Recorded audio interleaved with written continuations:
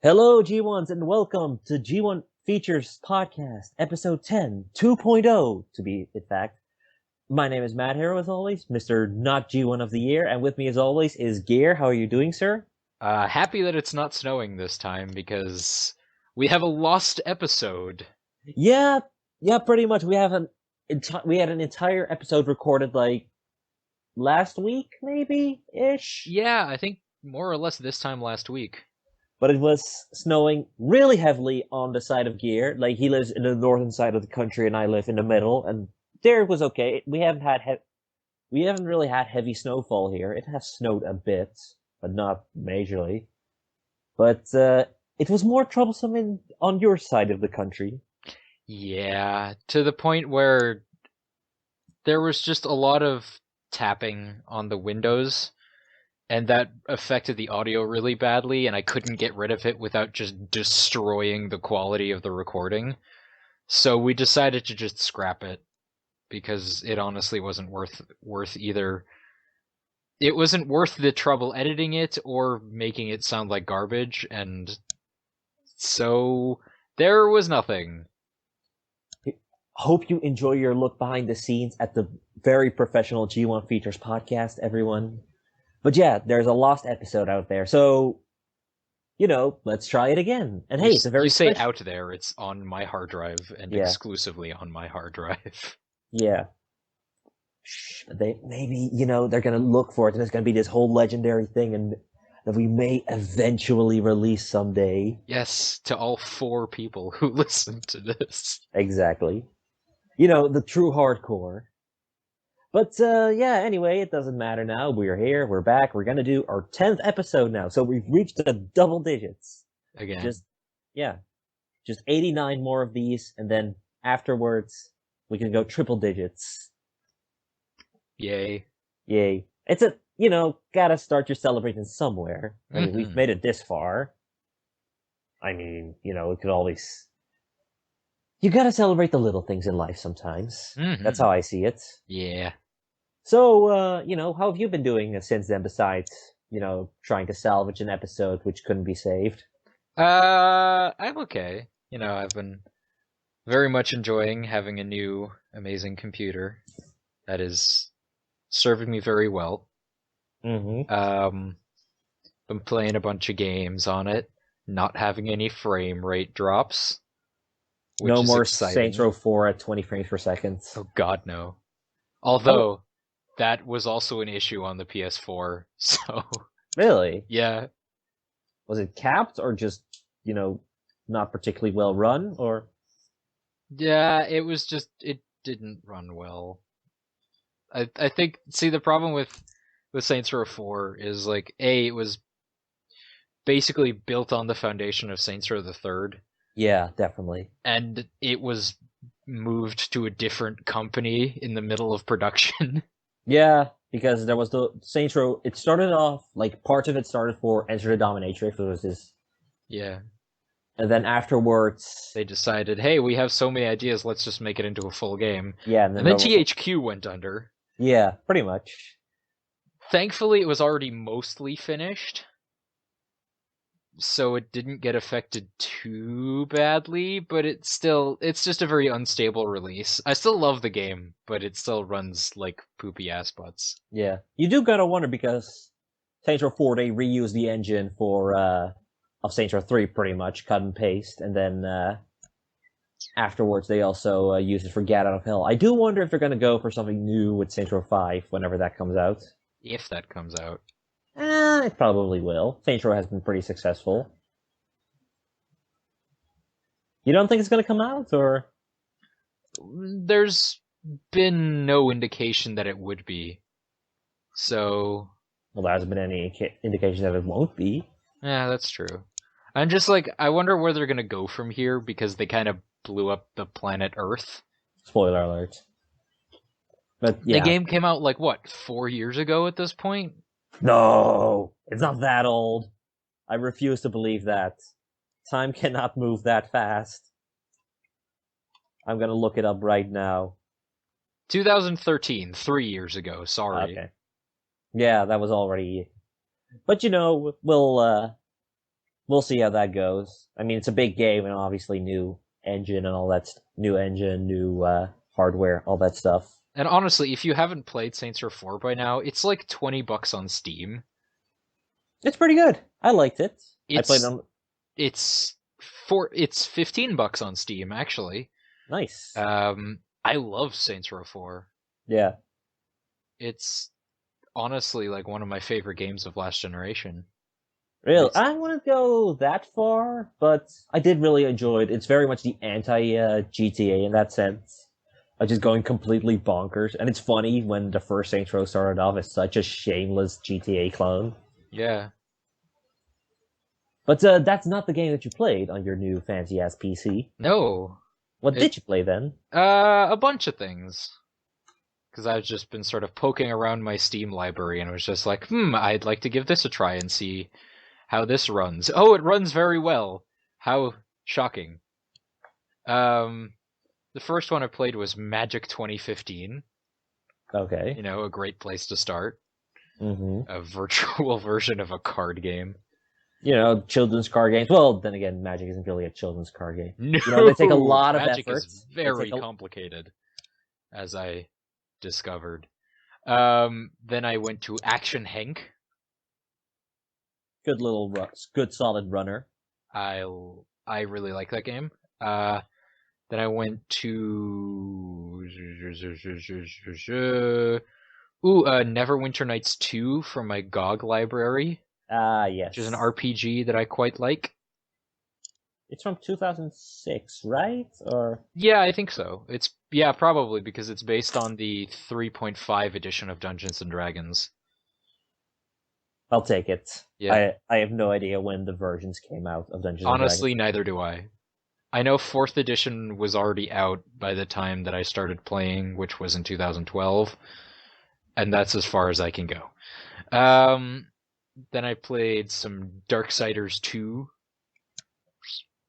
I also played Enslaved Odyssey to the West somewhere in there. I should note, I haven't finished any of these games. I just played a bit of them and was like, I'm gonna play something else now. Yeah, there's not been one yet where you've really sunk your teeth in, and Though I did play quite a lot of Darksiders 2. Darkseid. Okay. I do really like that game.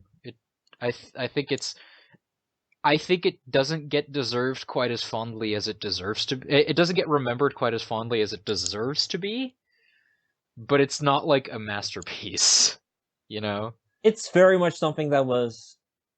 It's the way I like to describe Darksiders is The Legend of Zelda by way of Platinum Games. Yeah, that's a. I wouldn't go platinum games just yet because that's Okami technically ish. But I do see what you mean with sort of the over the top atmosphere of it all. It's very much like a Zelda by design of 90s Image comics. Yeah, it looks like that too. But it's a fun game, and I think the rights of it are by like a tiny publisher known as Nordic after THQ fell down. So I'm not Oh, sure it did actually get bought because I don't actually remember who bought it. they own the rights now. Yeah, but I don't know what they're exactly going to do with stuff like a Darksiders 3 or not. I kind of hope Darksiders 3 comes out. I'm curious because I really like the world they made, and I want to spend more time in it. Yeah. And I mean, they did release the definitive edition of Darksiders 2 to current gen consoles, so maybe they were testing the waters. Yeah, maybe. Maybe. That is definitely something you don't really expect. Sort of like, okay, why are they releasing that? Then again, like there's people like Square Enix that released like Sleeping Dogs Definitive Edition, and I don't think they're really doing anything with that anymore. But you know, we'll see.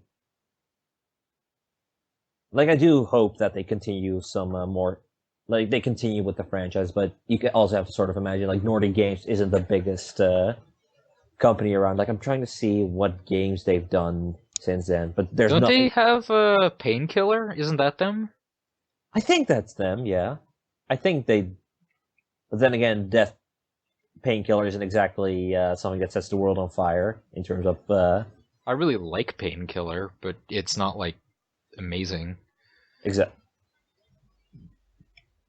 Titan Quest, Red Faction. Oh, they're making a new Aquanox game. Okay. Oh, they released Alan Wake. That was them as well. Did they? I thought Alan Wake was that was Microsoft. I think they published the boxed version, according to Wikipedia. Okay. Yeah. Painkiller. Oh, really? They did the boxed version of Rochard as well?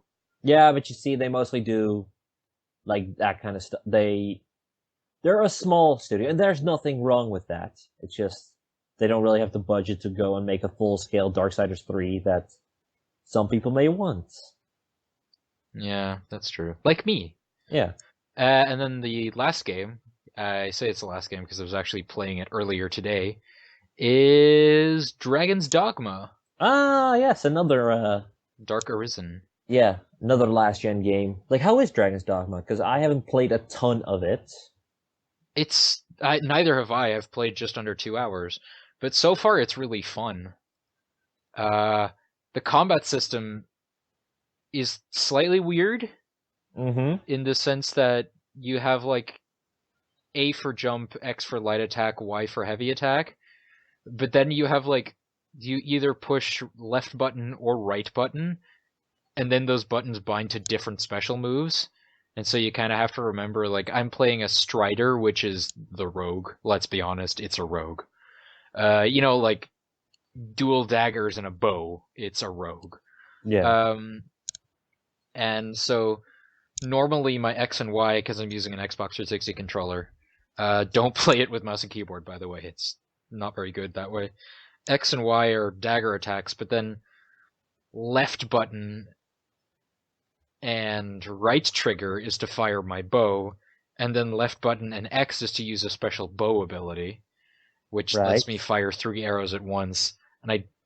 And right button and X is a special dagger ability that's just like a combo attack. So it's a little bit getting used to the control scheme, but there's a lot of depth to it. Like the opening tutorial bit has you fighting a chimera.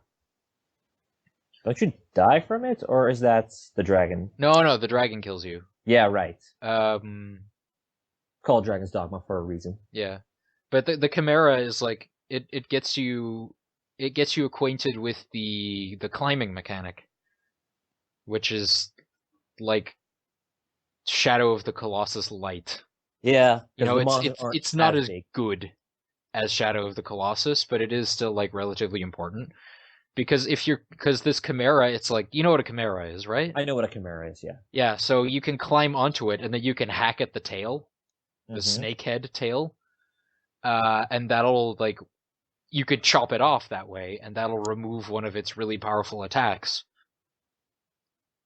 and make the fight a lot easier for you instead of just wailing on it from the front the whole time. Yeah.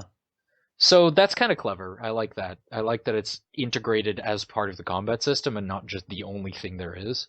Yeah. And I mean, let's be honest, Shadow of the Colossus is a brilliant fucking game. It's great, yeah. But it's nice that this is like on top of other things as well. And it's also that it's not as huge as something like the things in Shadow of the Colossus or the Colossi, if you will. Yeah, the Colossi. Yeah, I also really like the freedom of movement that you have in Dragon's Dogma.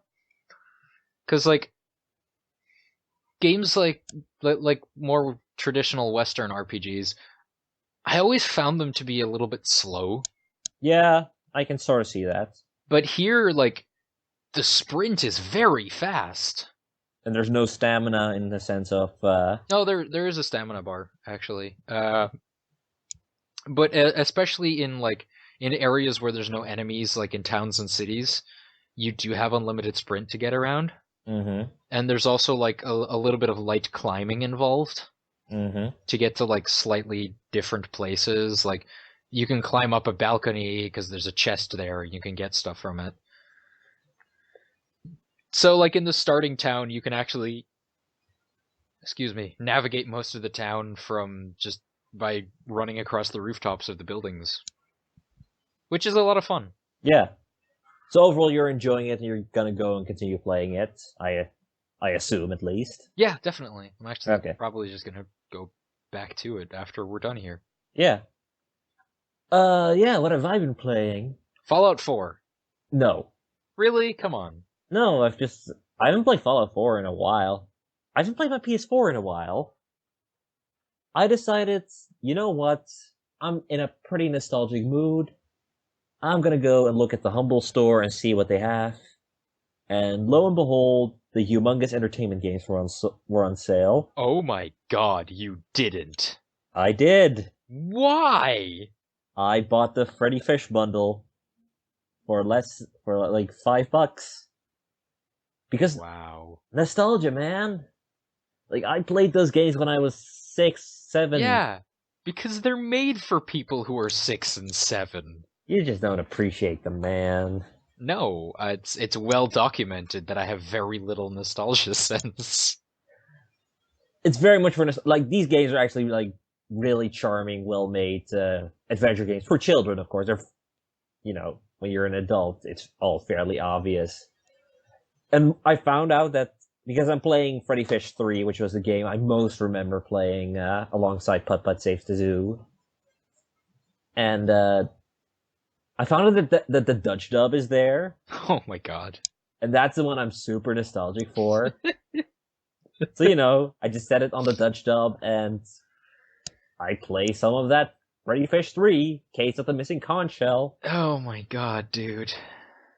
I can't help it, man. I was feeling nostalgic, and they were so cheap altogether. So I thought, you know what? Why not? Speaking of the Humble store, there is a fantastic Image Comics bundle on there right now. You can get XCOM Enemy Unknown for less than $1 now. So go do that. Go join the fight, Commander. I actually already own XCOM Enemy Unknown. Yeah, most people do by this point. But, if you don't, you can now buy it for less than $1. And hey, prepare yourself for the sequel that's coming out really soon. Yeah, I've heard really good things about it, actually. Yeah, it might be one of those games you can try on your new Fancy Pants PC. Maybe. Well, not necessarily. I haven't played a lot of Enemy Unknown, but I didn't really like it. Oh. As in, like, I don't think it's a bad game, but it's just not my kind of game.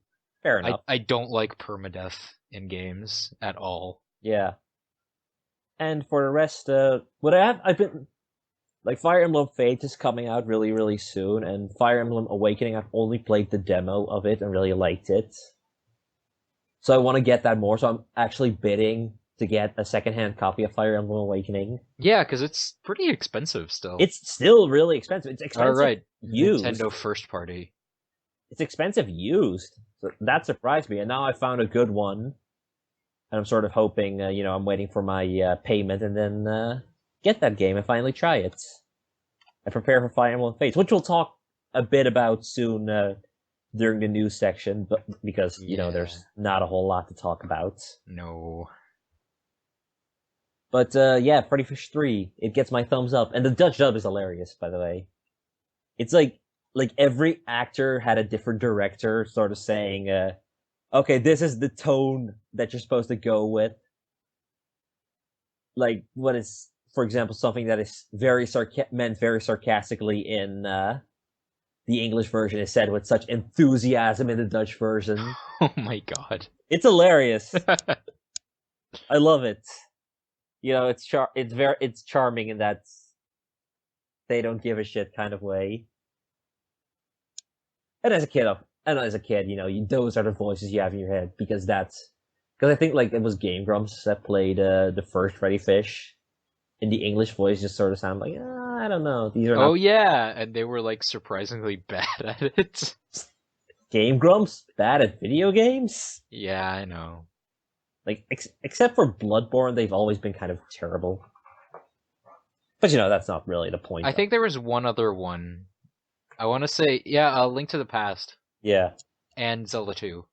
Yeah. Because they had, like, pre-played those. Yeah, but, they're just very fun adventure games. Like, it's also maybe because, Brutal Moose very much plays those types of games of the children's adventure games of the '90s category, and I was just sort of binging through those, and I was just like, yeah, I want to play one of those again. So that's been my gaming week. Thrilling. I know. My movie week hasn't exactly been similar, though I did see Creed, and Creed was incredible. And for the rest, I've been looking to see The Revenant and Hateful Eight, but I still haven't. But, moving on from my fishy adventures. Yeah, because you have a movie block. Yeah, exactly. This Well, is not the place.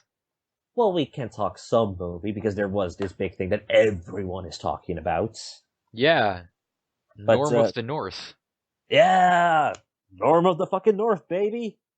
Rob Schneider is a polar bear. Are you shitting me? Is it actually Rob Schneider? Yeah, it's Rob Schneider. Oh. PG-13. So, Oh wow, Bill Nighy is in that. yeah. For apparently like 2 minutes.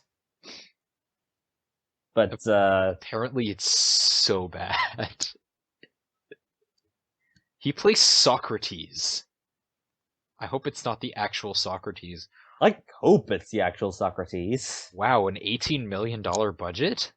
It looks awful, but It didn't even make back its $18 million budget. To be fair, it opened in the first week.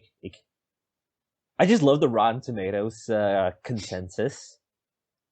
A pioneering feat in the field of twerking polar bear animation, but barely retrograde in every other respect. Oh, honey. But, yeah, no one was really talking about that, because no one gives a shit about Northern War. And no, we're not going to talk about the Oscar thing, because, that's a whole other controversy right there. But let's talk about fun stuff, like the Suicide Squad trailer. Yeah, I was really surprised with how much I enjoyed that trailer. Did you, before we go into the new trailer, what did you saw the Comic-Con sizzle reel thing for it, right? The thing that first sort of introduced Suicide Squad. I think so, yeah. The one with the sad or sort of dramatic rendition of the Bee Gees' Joke's on Me. I think so, yeah. Yeah. And what did you think of that, or? I thought it was very serious. Yeah. And then this trailer was not. Yeah, this trailer looks pretty darn wacky. I mean, the presence of Bohemian Rhapsody probably helps with that. Yeah, just the addition of Queen adds 20% extra quality, and it's... Yeah, honestly, music selection in a trailer can really help. Was it was Knights of Sidonia by Muse that was in that really awesome Halo 5 trailer? Yeah. Oh my god, that's such a good song for that. And of course, there's the infamous Mad World from with Gears of War. Gears of War. But yeah, it can really help a trailer a lot. And Queen music is expensive. They do not let you use that music lightly. But it really helped this trailer quite a bit. That means they're probably confident in it. It's weird because Suicide, you follow up Man of Steel, which is a Superman movie, and then you follow up Batman versus Superman, and then have Wonder Woman, Lex Luthor, Aquaman, and all that stuff in that one movie. And then you follow it up with this. And it's just this, it's such an odd risk to take for DC. But I'm digging it. I'm really, really digging it. And I'm hoping, because it ain't out till August. So we still have quite a bit to wait, but it's so different from what we've previously seen. It looks so much fun. Because that was the thing with the first trailer, that the first trailer was very serious and dark and all that stuff. And this is really selling that fun factor. And it also just helps that, there's nothing like this in the other superhero realm. Because we're getting Deadpool is coming out really soon now. Mm-hmm. Hard to believe. But that's also something, yeah. But that's also, something incredibly different with the rated R superhero hijinks. And the big budget kind, not the kick-ass kind. But, yeah, and now you see this. There's so much talk about the superhero, the superhero fatigue, that we're all getting tired of them. But when you get so much different material out of them, Yeah, that's why I've never really bought it. It's because like people talk about it, especially in regards to the Marvel movies, and it's just like, yeah, it's the MCU and stuff, but so many of the Marvel movies are such different genres. Like saying that Thor 2 and Captain America 2 are in any way similar movies is just not true. Like Yeah. Thor 2 is high fantasy science fiction. Captain America 2 is a friggin' spy thriller. Yeah, exactly. We sort of see, Man of Steel was very much sort of that darker Superman, and Dawn of Justice looks sort of that grim and gritty kind of thing. Though they lightened on it a bit since then. Thankfully. But yeah, this looks, even though these are, you follow the bad guys, and there's probably going to be a lot of messed up shit if we look at the Joker. But it looks fun. I'll Though it give is it that. apparently going to be PG-13, so don't Yeah, expect too much messed up shit. I think it's going to be like a very hard PG-13, but yeah, it's kind of funny how Deadpool is the one rated R and Suicide Squad is the one rated PG-13. If you wanted to do the subject material really justice, you would go that PG-13. You would go that R route, but you can see why they won't do that. Mm-hmm. And they're still getting away with quite a bit of stuff. I don't know. I'm looking forward to it. It's definitely high up there with the superhero movies I'm interested in. Because let's see, I think we have 6 major ones coming this year. Deadpool, Captain America: Civil War, Dawn of Justice, Suicide Squad, Doctor Strange, and X-Men: Apocalypse. And out of those, I'm looking forward to all of them to a certain degree. But Suicide Squad is pretty high up there. Probably like second, maybe.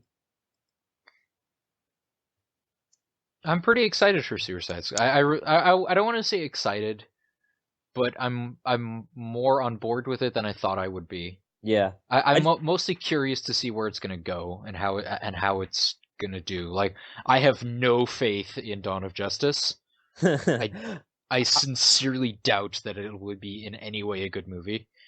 But Suicide Squad, I can see that. Like yeah. there's still hope there. I remember because we went to Man of Steel to the theaters like when it came out in 2013, and you really did not like it. No. That was a fun experience, especially like because almost immediately afterwards we saw World War Z, and that was surprisingly good. Yeah, that was like I was angry that it was good. Yeah, Like I was like I love the World War Z book. I've read it a number of times, and it's just like I was just fully on board to just hate the movie. And then I watched it and it's just like, why are you not terrible? That's just not fair. I yeah. wanted you to be terrible. But it's always a nice surprise when something is good after all. Yeah. But moving on from Suicide Squad because we have a movie blog. I can discuss all the stuff there, but there's not a terrible lot that happens in games. But we'll discuss what has been said. Um, basically, like going back to the Fire Emblem thing, Nintendo removed a controversial scene in Fire Emblem Fates where something that could be considered as gay conversion and drugging is now gone, Good. which is a good thing, yeah, Yeah. It brings up the question of why the hell was it in the game in the first place? because Japan is messed up. Yeah, honestly, like it's weird to consider like why someone would think that's okay. Yeah, but they have a different mindset about that. They just don't really. I wouldn't say that, like it's kind of unfair to generalize all of them, but Yeah, I won't pretend to understand the cultural attitude towards sexuality in Japan, but from what I've heard, it's not great. yeah. But it's gone now. I'm sure there will be cries of censorship somewhere on the internet because the internet. Here's the thing. I'm sure there will be, Hmm. and it might speak to the people that I follow and associate myself with, but I haven't actually seen anyone complaining about it yet. No, And that's probably because of the people that you follow. Because if you follow the right people, they'll be sure to some say, "Oh, censorship." Or rather, the wrong people. Yeah. Because you know, with a lot of with a lot of stuff like this, you know, what was it with? I want to say Skullgirls, Mm-hmm. and also with Dead or Alive that we Oh, covered. oh God. I did see people like, you know, retweeting and doing screenshots and stuff of people complaining about it, but so far I haven't seen any of that, which is fun.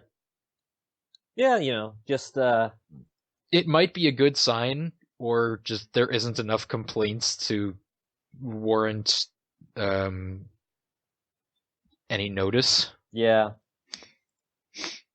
Either way, it's not in the game, and that's that. Moving on, there's been some other stuff. Legend of Zelda Twilight Princess HD showed off some amiibo functionality to show off, hey, look, this is a bit different from the regular game.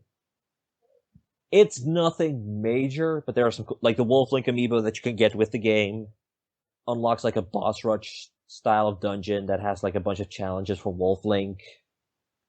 Um, Link and Toon Link, they give you hearts. Zelda and Sheik, they give you. Oh wait, they give you hearts, and Link and Toon Link give you arrows. But the Ganondorf one makes the game more difficult. Considerably more difficult, right? Yeah, apparently. So that's a fun thing, like like sort of a fun challenge. Like, hey, beat the game using the Ganondorf, like with the Ganondorf amiibos functionality. But for the rest, there's we'll see how that goes. But like I'm on board the amiibo train. I've been for that for a while. But they're just fun extras, really, not major additions. You have nothing to say to it, or you don't? No, You I'm just don't. not. I'm not really into amiibos at all, Yeah. as I have. I haven't exactly made that a secret. I don't like amiibo, Okay. and I don't have a Wii U, so I'm probably never gonna play this Well, you have Twilight a new Princess. 3DS. Yeah, but it's not gonna be coming out on new 3DS. Fair enough. Hyrule Warriors Legends does, and that has amiibo functionality. But you don't have the. Probably the biggest story that we have is the situation with Mortal Kombat. Oh, Uh, Basically, Mortal Kombat recently announced its big, it's sort of its Game of the Year edition, Mortal Kombat XL, and it contains all the content from the combat packs, which includes characters like like Leatherface, like Xenomorph.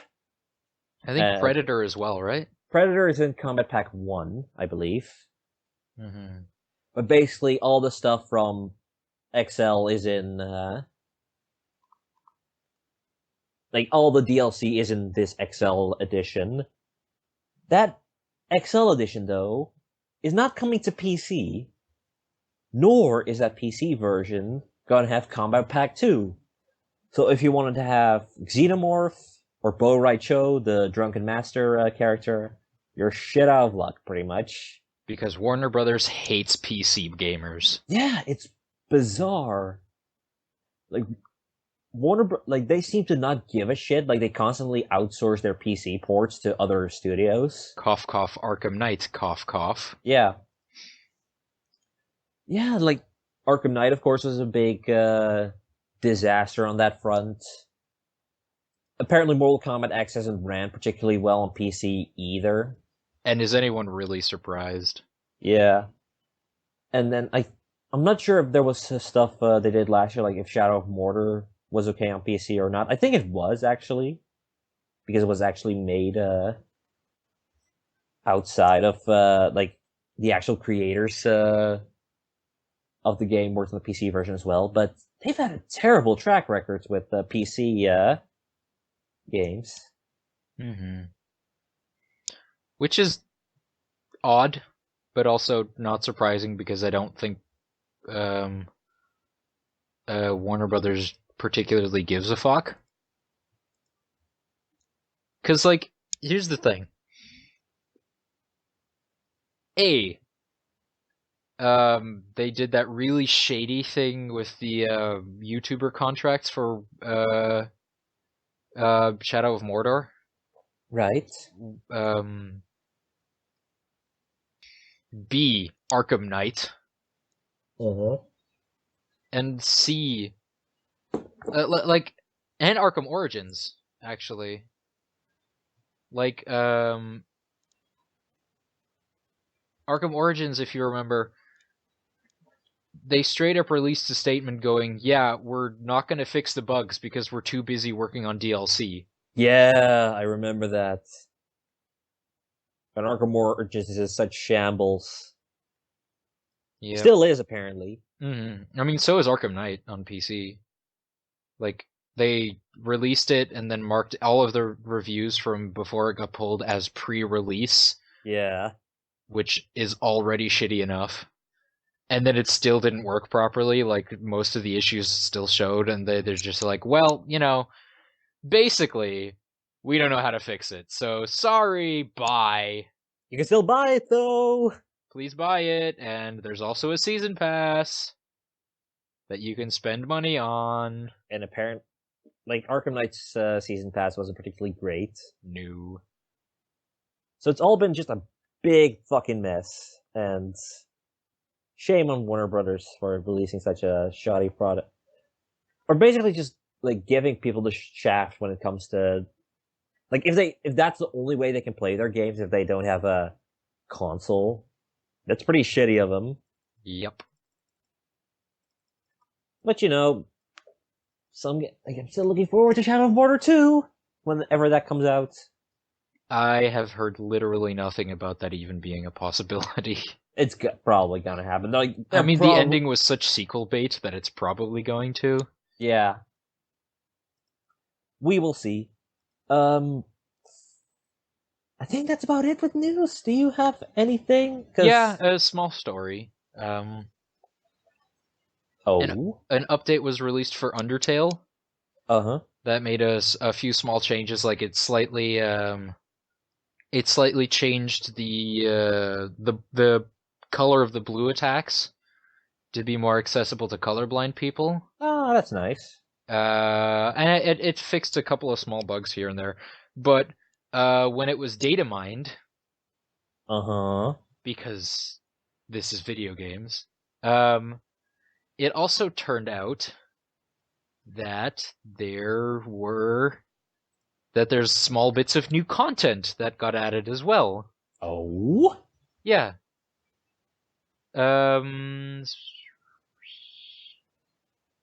Such as? I'm reading the Polygon article now. Apparently it's like it changes or adds little bits of dialogue to some places, and it also involves Gaster somehow. Oh, yeah, the whole, because Gaster was very much a character that was sort of discovered through data mining. Yeah.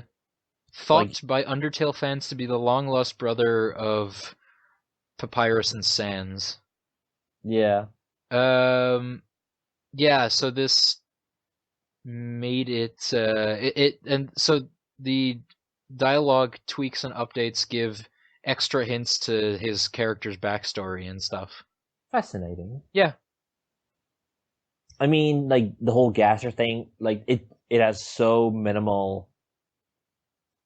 It has such minimal impact on the actual plot of Undertale, so it doesn't really matter. But, cool all the same. Yeah. Well then, I think this is the part where we get to talk about the new releases. As, we originally had a whole bunch of other stuff as well, like a bunch more games. But, as we mentioned, that got lost. So now we're gonna focus on the games that come out between the 22nd of, January to the 29th, which is the last day games will pop up, at least as Wikipedia says. We're professionals here, folks. We use Wikipedia. Yeah, like, there's not really a really great list out there of all the games that are coming out on 2016, and Wikipedia is usually the one. But regardless, the first game that we're going to discuss, are you ready for it? Oh, I'm ready. Oh, shit. That's God Cotton Boy. He just, like, when did Five Nights at Freddy's start?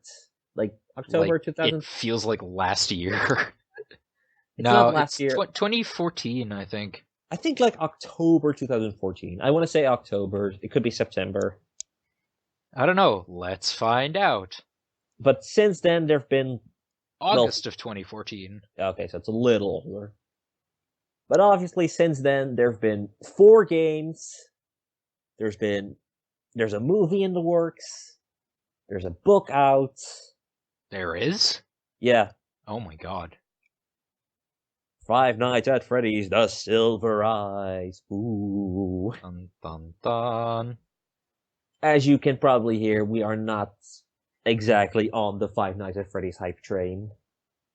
But, at some point, you've made 4 games in more than a year. You kind of want to, they're kind of the same. You want to branch out a bit, but you still want to make that sweet money. So how about making an RPG? A classic JRPG one. With all your favorite Five Nights at Freddy's characters. Including Freddy, Chica, Bonnie, and cute Freddy, Chica, and Bonnie. And Nightmare Freddy, Chica, and Bonnie. Basically, they're all those characters. But, yeah, then we look at the game, and, how do we best say it? It doesn't look very good. It looks like shit. It doesn't look like a bad game. It looks like, It looks like an RPG, but visually, it's really ugly. Yeah, it looks so awful. Like, gameplay-wise, it looks like a very standard JRPG. Like, okay, fair enough. Simple gameplay, but the way it just looks graphically, it just looks really, really ugly. And, like, Five Nights at Freddy's kind of got away with it with its limited graphics engine, because it was in a very limited space, using very limited movements, and you only get the ooga booga booga for like a few seconds before you realize, oh shit, these are very low poly. Yeah, like we harp on Five Nights at Freddy's, but there is something to it that made them work. Yeah, and that's, I guess, why they were popular enough to have 4 releases in 2 years. And it did. The original Five Nights at Freddy's games did realize their limitations and work around them. yeah. And to say that they're poorly designed, I think, would be a lie. It's just not really my kind of game. This, on the other hand, it just doesn't look good. It looks like a game that got too big for its britches. Like, it wants too much, and it's sort of doing the thing despite the limitations, not taking the limitations into account. And that can become difficult and lead to some unfortunate visuals. To give Cawthon credit, because we've gotten to, know his modus operandi since he started working on the Five Nights at Freddy's, there's probably going to be more to it than initially appears. Like, there's probably going to be like, well, it's probably not just going to be a simple JRPG style game, there's probably going to be like, I don't know, some meta thing, or like some deep lore that has yet to be discovered. There's probably going to be more to it than just an RPG set where you play as the animatronics. And there'll be like 4 game theory videos about it. Yeah, at least. At least. But, and you know that this game is going to be successful no matter what, because it's Five Nights at Freddy's, and basically you can slap it on anything and just people will buy it anyway. Why? I don't get it, but that's just me. If you enjoy Five Nights at Freddy's and are looking forward to Five Nights at Freddy's World, go right ahead. I just think it looks like a very butt ugly game. Yeah. Going to something more positive, at least in my opinion, is Final Fantasy Explorers, which is coming out January 26th. It looks pretty cool. It looks cool. It looks very much like Final Fantasy in like the style of Monster Hunter. A more basic and accessible Monster Hunter. Yeah. But still Monster Hunter-ish. Yeah, that's how I'm definitely feeling about it. And like, I haven't exactly been the kindest towards Monster Hunter. It's just not a franchise. I have, on the other hand. Yeah. Exactly. You are a big fan of Monster Hunter, and I just can't really get into them. It's hard to get into. It's totally fair if you can't get into Monster Hunter. It's pretty sad because it's awesome, but it's also understandable if you can't get into it. It's kind of like Dark Souls that way. Yeah. Like I don't get why people like Dark Souls. I mean, I get it, but I can't play it. Like, I'm so bad at it, I can't make any progress. But I get why people like it. So, and that's, I think, the important thing. Yeah. Basically, yeah, it has very much a Final Fantasy aesthetic. You can play as the classic characters, at least like dress as them, like Cloud, as Squall, as Lightning. But, it looks fun for what it is. And I'm, like, it's not a game for me. Like, I like Final Fantasy, but I'm not big on Monster Hunter. But for those that are more into Monster Hunter than Final Fantasy, it may be worth checking out. And of course, Monster Hunter is huge in Japan, so you can sort of see why you're doing it.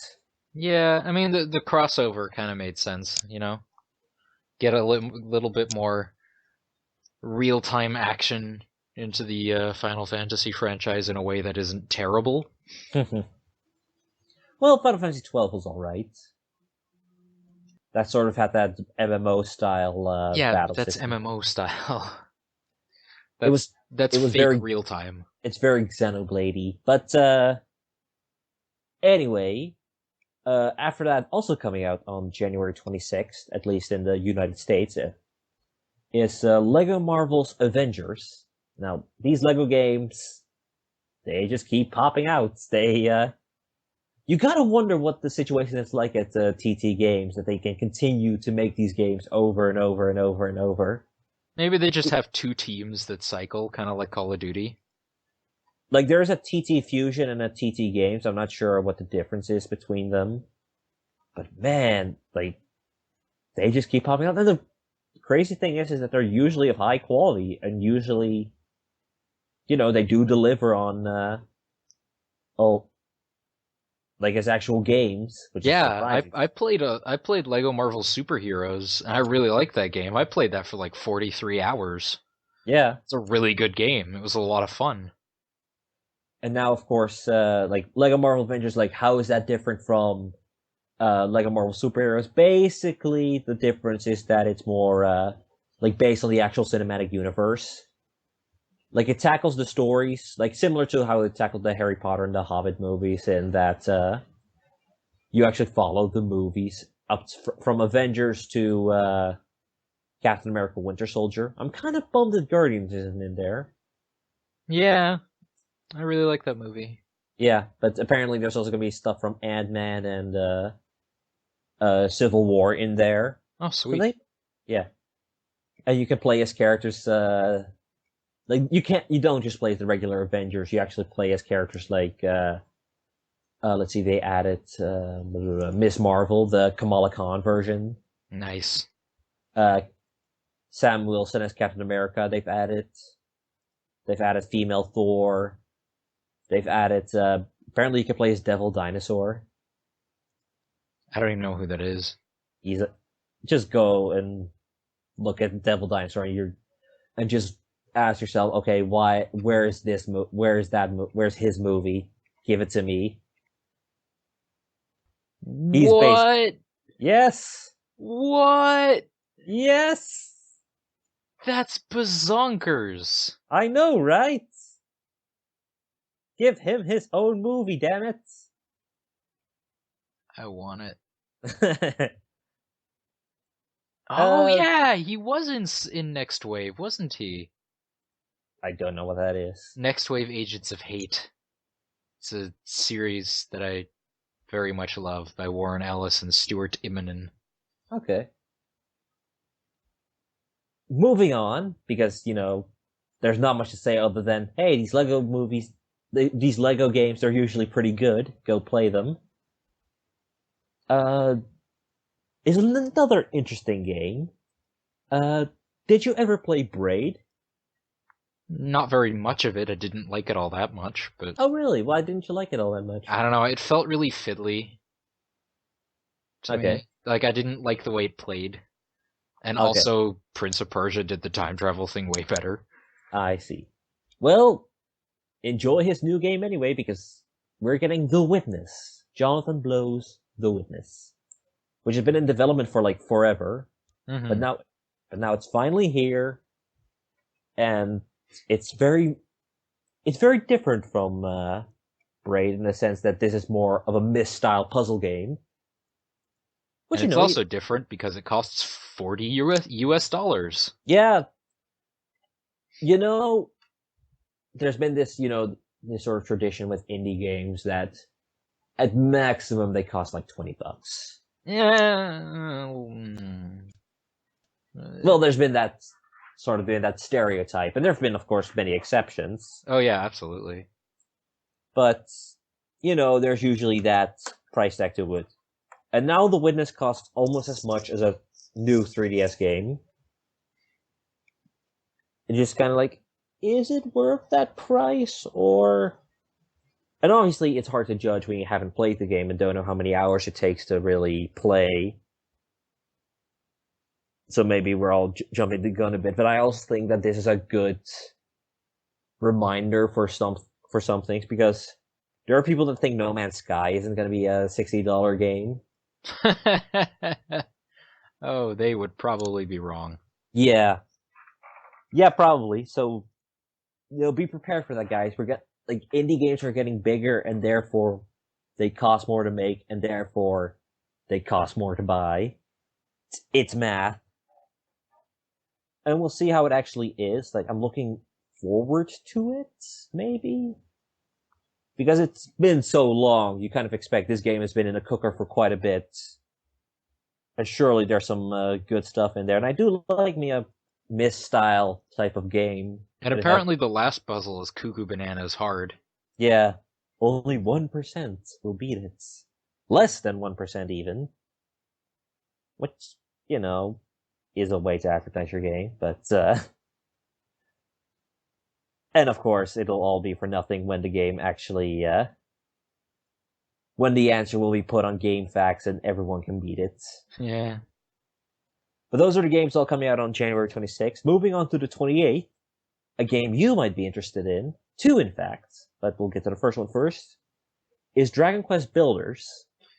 Well, I'd be interested if it was because it's Dragon Quest, but it's more Minecraft than Dragon Quest. Yeah, I've been looking at at the thing itself, and I actually like the art style quite a bit. It looks it very much captures that Toriyama style, but the more of the chibi, they're a bit more chibi-esque, you'd say. But that looks really nice. And then there's the art style, which suddenly, there's the voxels. What else we know voxels from? Minecraft. Exactly. So yeah, it takes very much inspiration from Minecraft. And is Minecraft popular in Japan? Like I'm not. Obviously, you don't know the answer. At least I don't think you do. You're not a Minecraft guy, aren't? Nope. But yeah, I'm not sure how popular it is in Japan.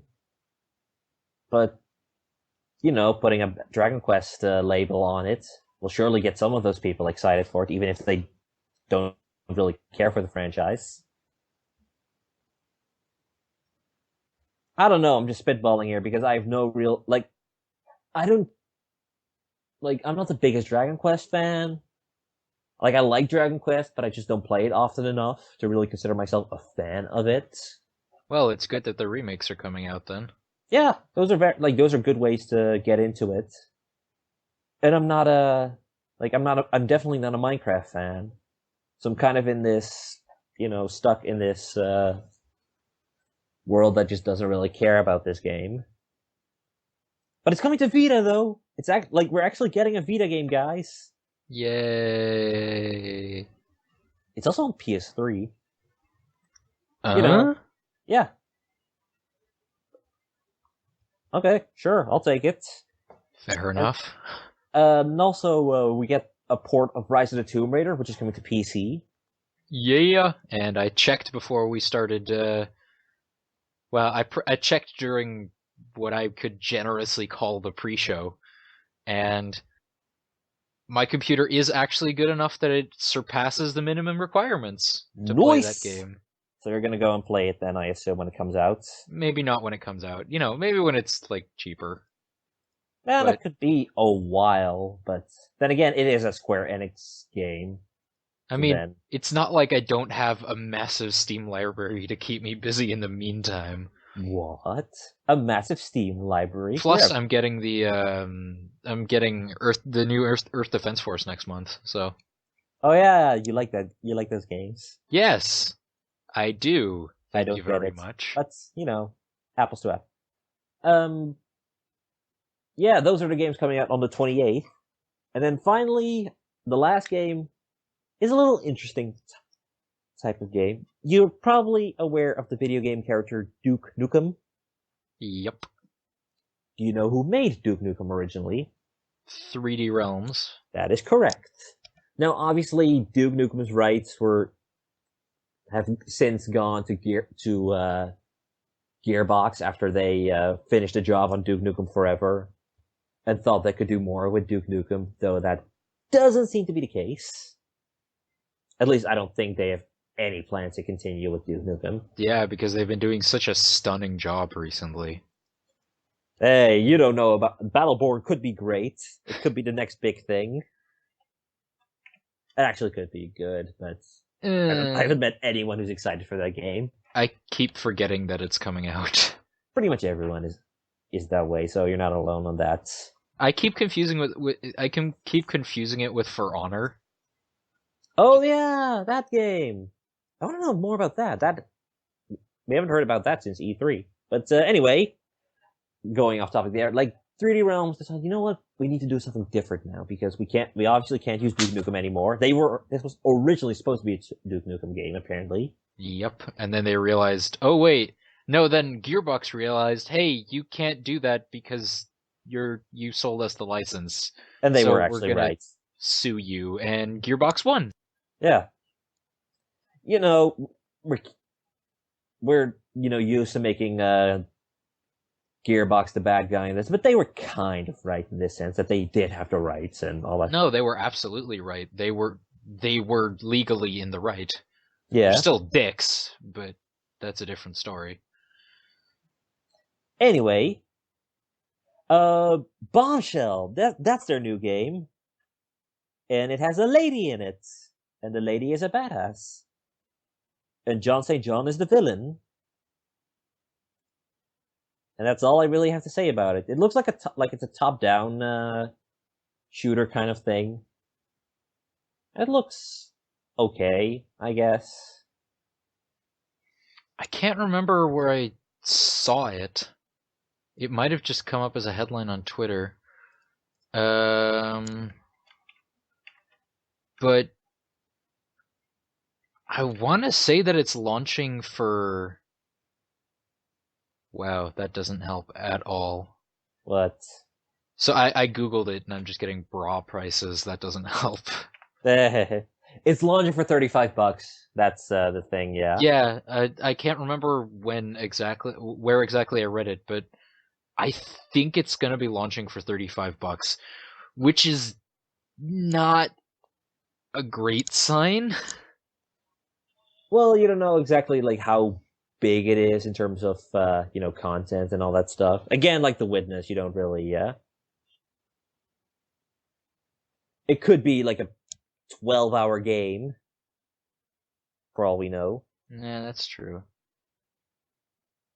But we'll see. I mean, it's also coming to PS4 and Xbox One apparently, though this is just the PC release.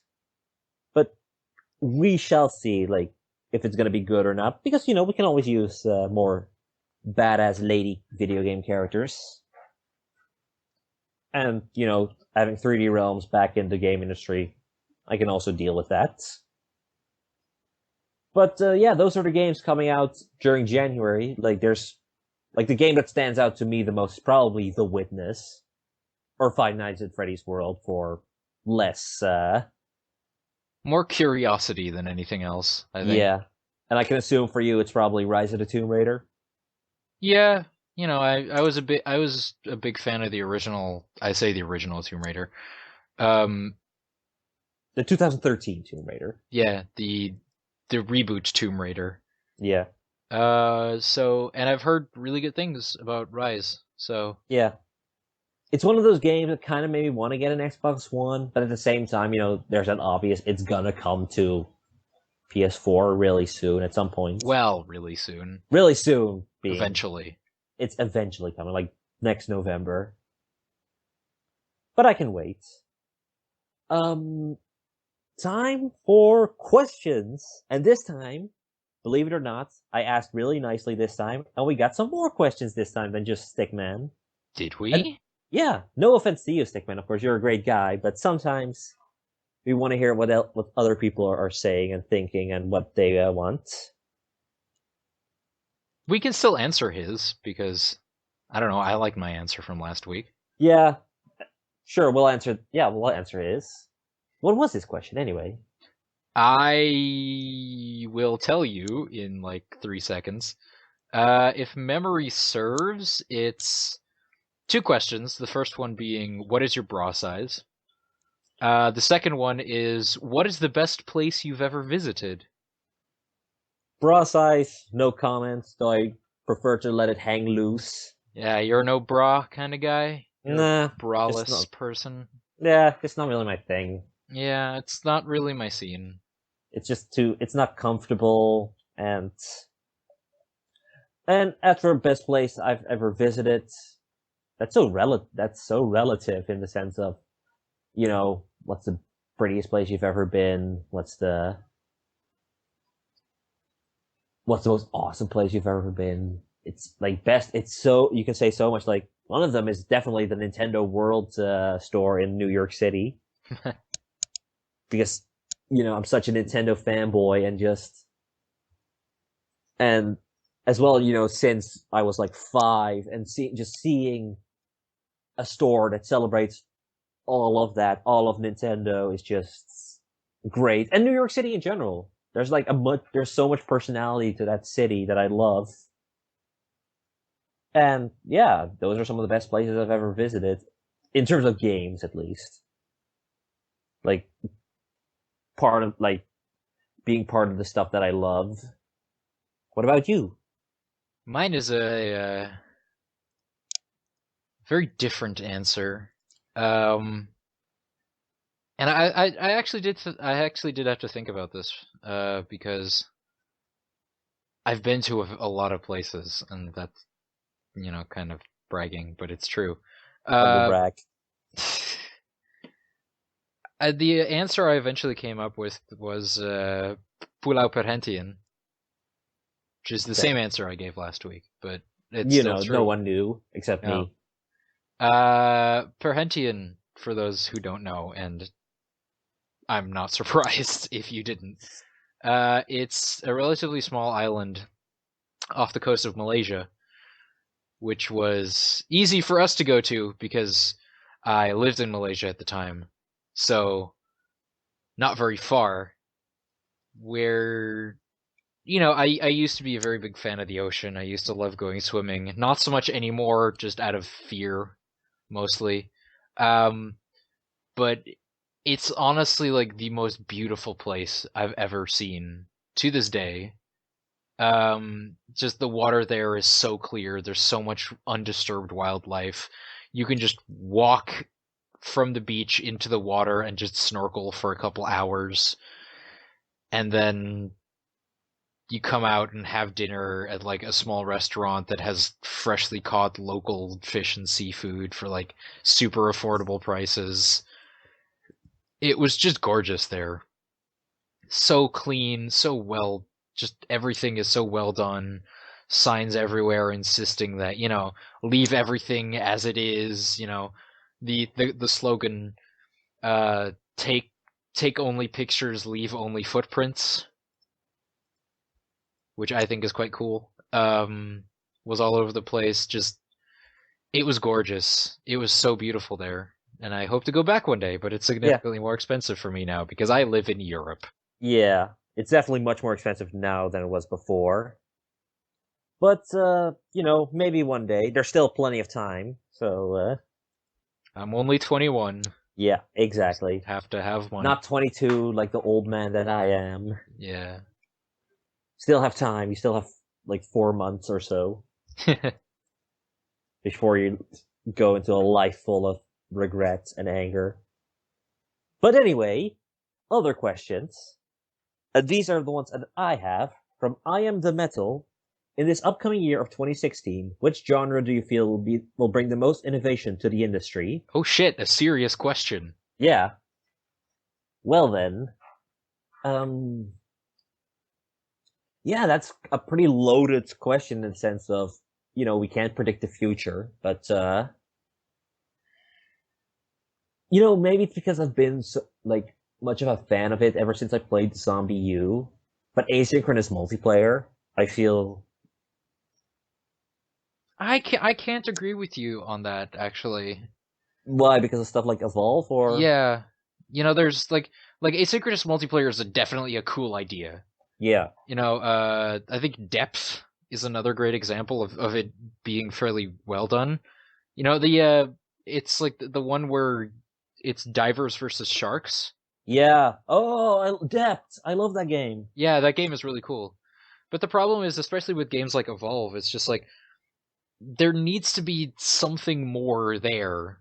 Because, Evolve, even if it was a good game, which, it was alright, I heard, but not like super good, it probably wouldn't have the lastability of other games. Yeah, So having a game that has asynchronous multiplayer would be cool as long as it isn't exclusively asynchronous multiplayer. Because yeah, multiplayer only games, I think they're very popular when they launch, but I think they die out pretty quickly. Like yeah. Titanfall, a legit good game by all accounts, but I don't know a lot of people who still play it. Fair enough. Yeah. Okay. And then what are some of your genres that you think can affect that will generate the most innovation?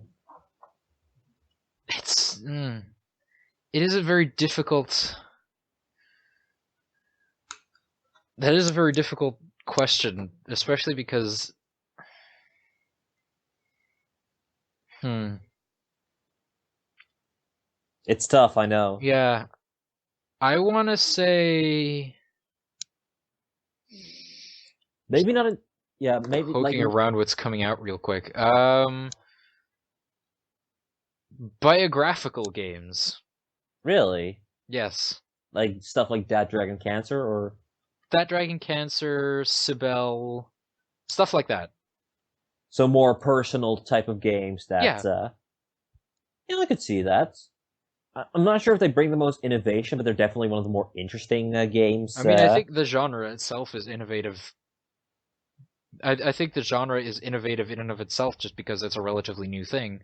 Yeah, And I think as more of them get made, I think they're gonna start doing, start getting slightly bigger, uh, and more intricate, a little less.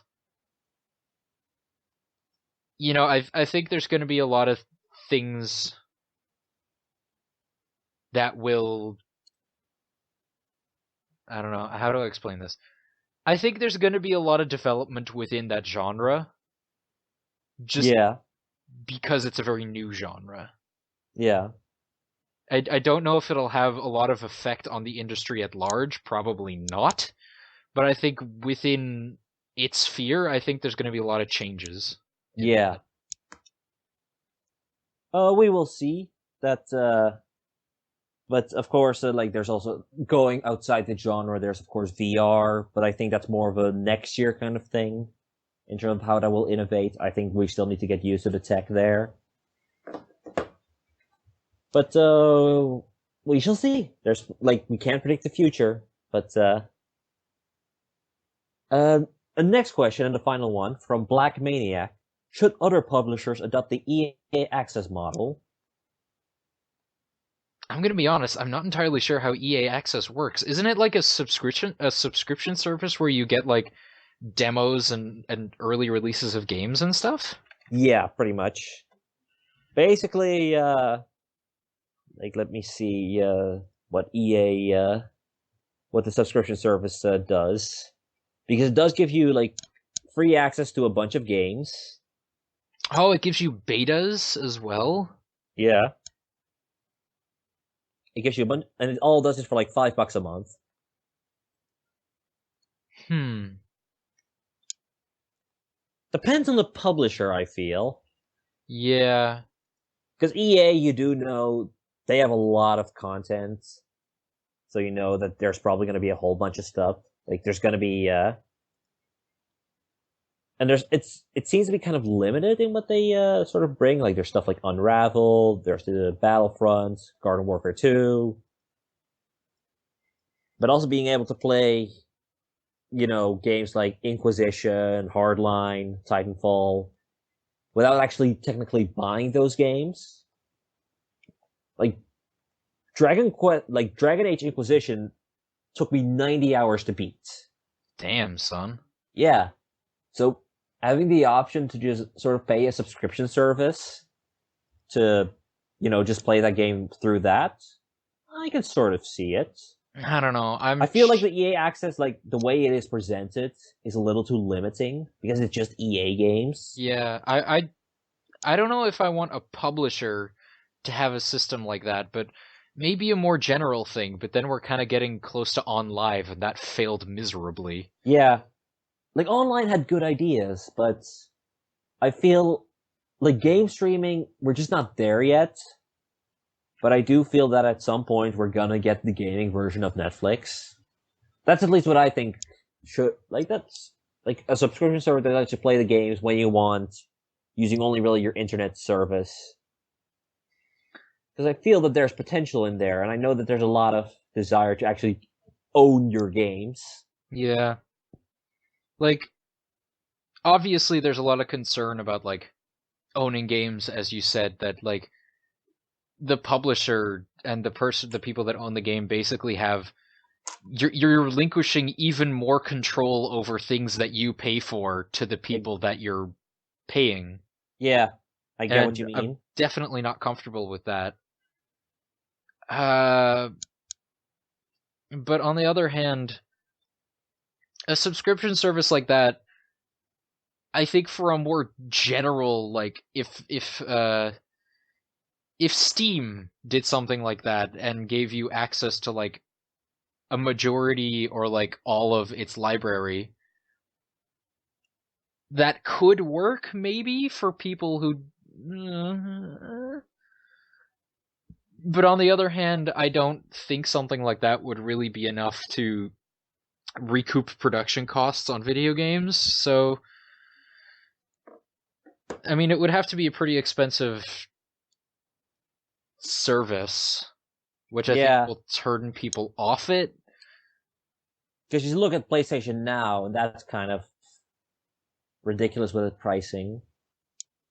And apparently also doesn't work super well. Yeah.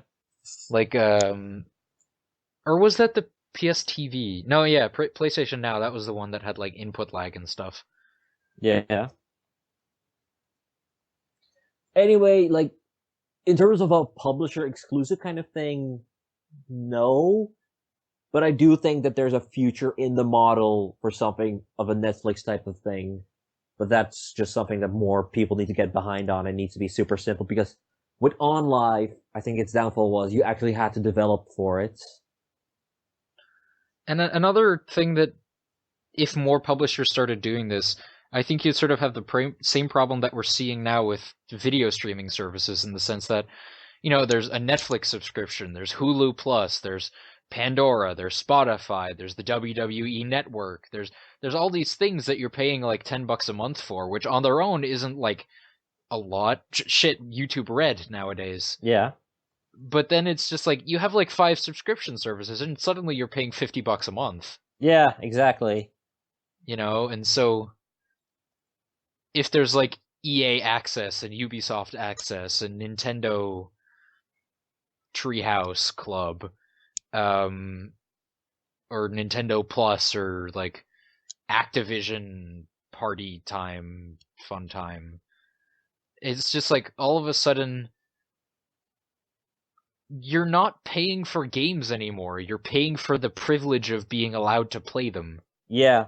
Which I think is like, I really don't like that, honestly. Yeah, but you're kind of experiencing the same thing with Netflix already. Yeah. Sort of, that you don't really own those TV shows or movies. You're just tied to the system of, what Netflix just happens to have. But on the other hand, Netflix and TV shows and movies, it's easier to get like a local version of those because it's you can track down a DVD online. Amazon pretty much has anything. Whereas like games, that's a little more difficult because online features, and especially for like digital only games. I don't know. I feel like there's still too much relinquishing too much control to publishers who clearly don't give a shit about actual consumers. Yeah. So I'm personally not that comfortable with it. I might see it happening in the future, but also the AAA gaming scene is a fucking disaster right now. Yeah. So if it does happen, I'm not gonna go for it, definitely. And it's probably like a long ways off of happening for anyone else. Yeah. Yeah, I think that's about it in terms of the G1 Features podcast. At least I think we've been going for nearly 1.5 hours, I believe. Oh my goodness, really? I think so. Wow. Like there's been like a half hour of pre-show, so it's a bit unclear, but yeah, this is a long episode, folks. Because we had really good questions. Thank you so much for those. Thank you. Yeah, we really appreciate it. So next time we should wind up a bit more for more questions because those were a lot of fun to talk about and discuss. Thank you for making us think seriously about games industry issues. Yeah, stick man. I mean, like all sarcasm aside, like seriously, thank you for the questions. They were really interesting and something that I would have never thought to talk about. So yeah, okay. No, well, as always, go follow G1 Features. We do a lot of stuff there. There's a new G1 interviews coming up really soon, I hope. There's also sweet. There's new Atlas Scroobies coming. A whole bunch of new content coming up that we hope to release soon enough. And of course, this podcast as well. You can follow me on Twitter at the Madhero, as well as just follow G1 Features on Screw Attack. And where can they follow you? You can find me on Twitter at Gear12_Turbo. All right. Well, anyway, that's it for the new G1 Features podcast. 10 episodes, baby. Let's go for the 100 now. Woo! And see you later. Bye.